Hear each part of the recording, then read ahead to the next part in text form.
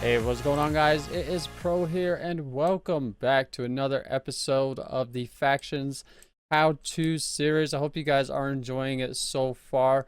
If you guys want to see anything that has been done up to this point, go ahead and check the playlist link down in the description. You guys can click on that, go find out everything else I've done. I've done spawners, walls, a lot of things. So if you guys want to see those things, go ahead, go check out the playlist, and you guys can see what I've done so far. So as I say in the beginning of every episode, if you guys want to see anything in particular, make sure you comment it down below. If you see a comment of something that you want to see, go ahead and like that comment or comment the same thing, and I will most likely see it. So a lot of you guys have been wanting to see more base defenses, so that is what I'm going to be focusing on other than spawners right now. So one thing that a few people have been wanting to see is like checkboxes, sand walls, things like that. So today we're going to be doing sand walls with checkboxes. That way, I know it's probably going to be a shorter episode, but I feel like these things are important. So yeah, today's going to be checkboxes. Not really much to it. I'm not really going to build it for you guys. I'm just going to kind of show it to you. You can pause the video at any point if you want to, so you can see kind of what's going on. But yeah, so checkboxes, there's pretty much like two different ways you could do it. As you can see here, there's just flat walls, which I prefer, and then there's pillar walls, which you could do like this right here. But in order, like, the reason why I don't like pillar walls is because you have to do so many.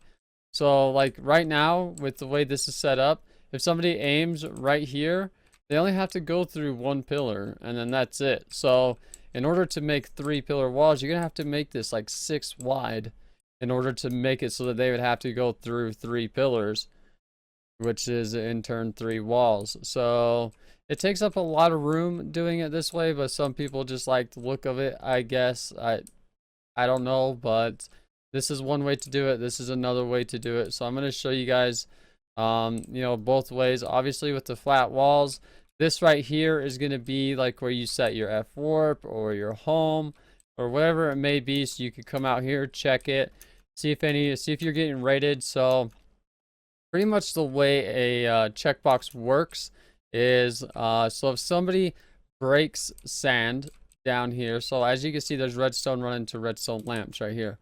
So if somebody, let's say, breaks that piece of sand, it's going to break that redstone, and it's going to turn off that lamp.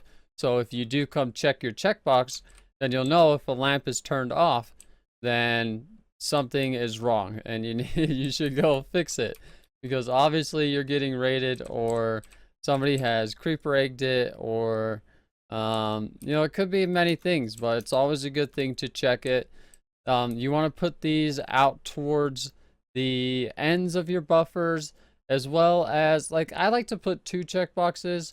I don't like to put a lot of walls with each one. I usually generally just put like 1 to 3 walls at the most.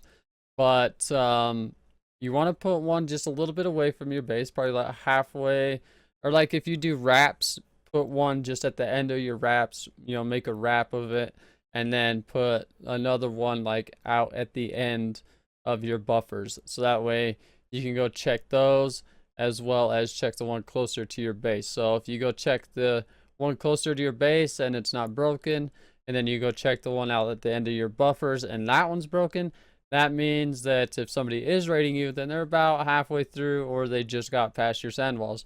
So you're going to want to figure that out. But with checkboxes, as you can see, it has redstone running through it so that you can see if you're actually getting raided. You'll have this section closed off where you have your home set. Now there's not really any way to prevent somebody from getting into this area, because you can't really water this. Because obviously the water is going to run all over the place and it's just going to break your redstone. So the best thing to do is just put some like obsidian or something within your chest right here. You could also make this whole room right here out of obsidian if you really wanted to, just to be even more safe. But I just made it out of glass so you guys can see.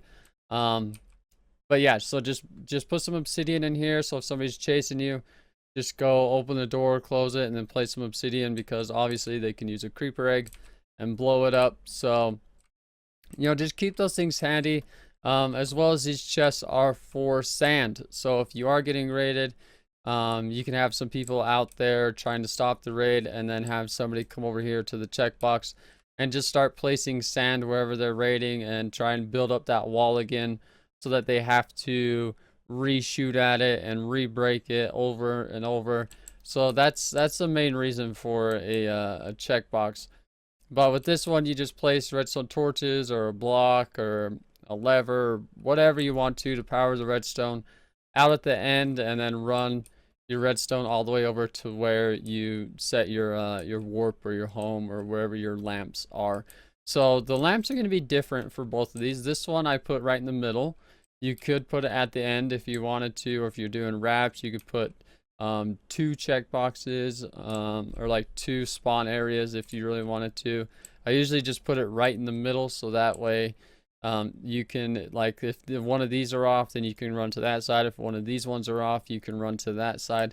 But with this one, you can't really put them in the middle because of the way the pillars are. Because if you put it in the middle, then you're gonna have to take out some pillars, and that's not good. So you have to run your lamps all the way to the end, so that you can see. So like, let's say this is the end of your wall, you'd put it all the way down here. This is where your